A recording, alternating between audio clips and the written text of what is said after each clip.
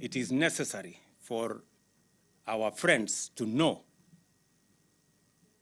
that the servers were open when we all went to the polling station, the IEBC, and our agents. The servers were open when we all were identified biometrically, and each and every one of us was given a vote to cast. The servers were open. It is also true that when the counting was done and the results were posted on the portal, the servers were open.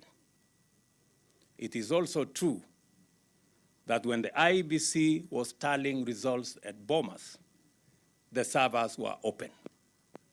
It is also true that when the matters went for validation in court, the servers were open.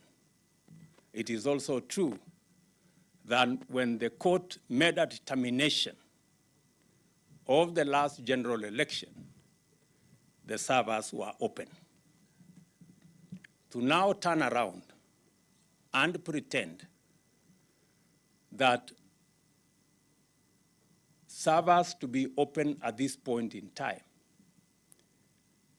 is to take us for granted, is to believe that there are fools in Kenya.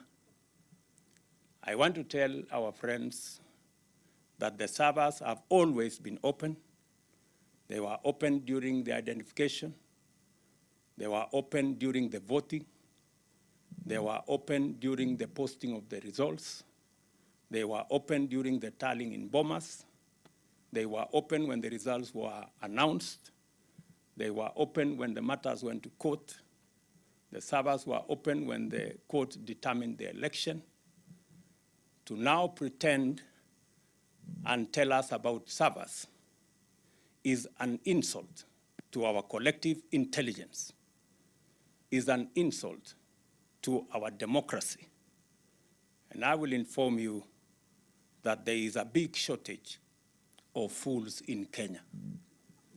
And let me, for the record, paraphrase Bob Marley, who said, "You can fool all the people sometime, and you can fool some of the people all the time, but you cannot fool all the people all the time."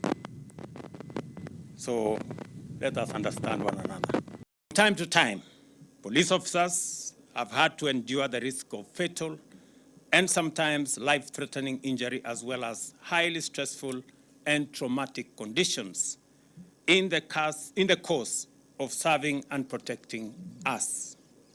This hospital demonstrates that we have come of age and are willing to acknowledge and embrace and take measures to rehabilitate those affected by post-traumatic stress disorder, as well as combat trauma.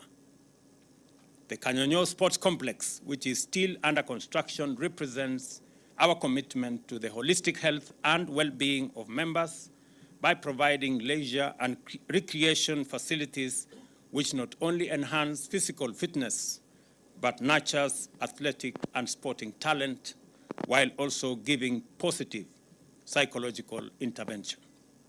It is therefore important, with the support of the Government of Kenya, that the Inspector General considers ways and means of actualizing the promise of this complex by ensuring that the service employs sufficient specialist medical professionals. Nimeona ya kwamba hapa mko na daktari mmoja na health workers wengine. Please work out with the Ministry of Health on the level of personnel required in this facility so that we can work with the Inspector General to make sure there are adequate human resource, doctors, nurses, clinical officers, and all other critical care staff to manage this facility optimally. The border police airstrip is critical to the police work for logistical and operational support, as well as emergency transport to evacuate casualties, insert and extract deployed tactical units, and supply essentials. This form of support is essential for officers working in difficult, distant, and volatile areas and can make the difference between success and failure.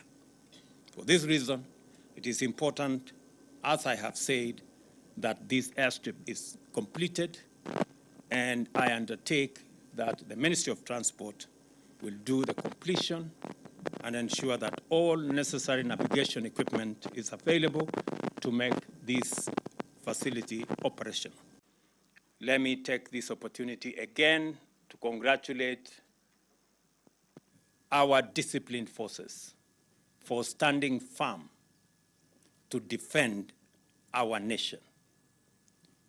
I want to commit to you that we will respect the independence of the police, the operational independence of the police, the financial independence of our units, for them to discharge their responsibilities without fear, without favor, without bias, so that every Kenyan can enjoy